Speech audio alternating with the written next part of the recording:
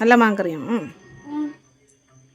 Hello guys, ദേ നന്ദു പറഞ്ഞു കേട്ടില്ലേ, ഇത് വൈകിട്ടത്തെ ഒരു പരിപാടിയാണ് കേട്ടോ. വൈകിട്ട് നല്ല സൂപ്പർ ഒരു മാങ്ങ അച്ചാറിടാൻ വേണ്ടി തീരുമാനിച്ചേക്കുവാണ്. അങ്ങനത്തെ മാങ്ങയൊക്കെ നമ്മൾ കഴുകിയെടുത്ത് ദേ അരിഞ്ഞ് ഞാൻ ഇച്ചിരിയുടെ വലുപ്പമുള്ള രീതിയിലാണ് ഞാൻ മാങ്ങയെല്ലാം അരിഞ്ഞ് വെച്ചിരിക്കുന്നത്. എനിക്ക് മാങ്ങ തീരെ ചെറുതായിട്ട് അരിഞ്ഞാലും വലുതായിട്ട് അരിഞ്ഞാലും എല്ലാം എനിക്കിഷ്ടമാണ് കേട്ടോ. അങ്ങനെ മാങ്ങയൊക്കെ നമ്മൾ സെറ്റാക്കി അരിഞ്ഞ് വെച്ചിട്ട് മഞ്ഞൾപ്പൊടിയും ഉപ്പും മുളക് പൊടിയും കൂടെ ഞാൻ കൂട്ടി തിരുമ്മി വെക്കുകയാണ് ചെയ്യാറുള്ളത് കേട്ടോ.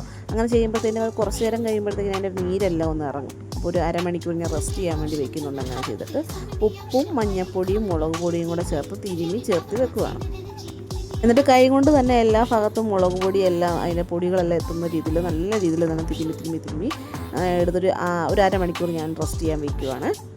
അപ്പോൾ ഈ മാങ്ങ കഷ്ണങ്ങൾ അവിടെ റെസ്റ്റ് ചെയ്യാൻ ടൈം എടുക്കട്ടെ. അപ്പം ഞാൻ പോയിട്ട് വേഗം പോയി വെളുത്തുള്ളിയും ഇഞ്ചിയും പച്ചമുളകും കൂടെ ഒന്ന് സെറ്റാക്കി വേഗം ഒന്ന് അരിഞ്ഞെടുത്ത് കേട്ടോ. നമ്മുടെ അച്ചാറിന് വേണ്ടിയിട്ടുള്ളതാണല്ലോ, അപ്പോൾ ആ വെളുത്തുള്ളിയൊക്കെ ഇച്ചിരി നല്ലതായിട്ട് വേണമല്ലോ. അപ്പോൾ വെളുത്തുള്ളിയൊക്കെ ഒന്ന് അരിഞ്ഞ് പെട്ടെന്ന് തന്നെ എടുത്തു. അപ്പോൾ എനിക്ക് പെട്ടെന്ന് ദാഹിച്ചു കേട്ടോ. ഞാൻ ഇച്ചിരി വെള്ളം എടുത്ത് മാക്കം കുടിച്ചു.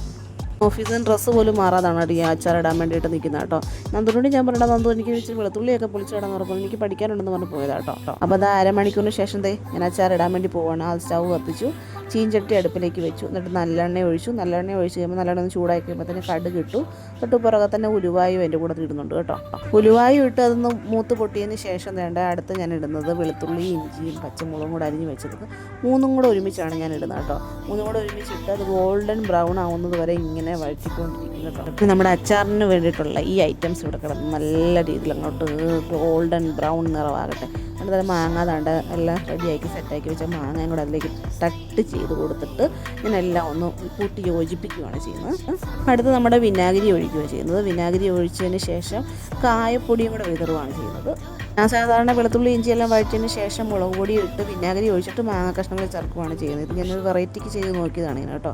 ഞാൻ മാങ്ങ കറി വെച്ചപ്പോഴത്തേക്ക് അതിന് മണം അടിച്ചൊരാൾ വന്നു കേട്ടോ. നല്ലതാണെന്ന് പറയുകയും ചെയ്തു കേട്ടോ. അപ്പോൾ അത്ര tata bye bye, see U.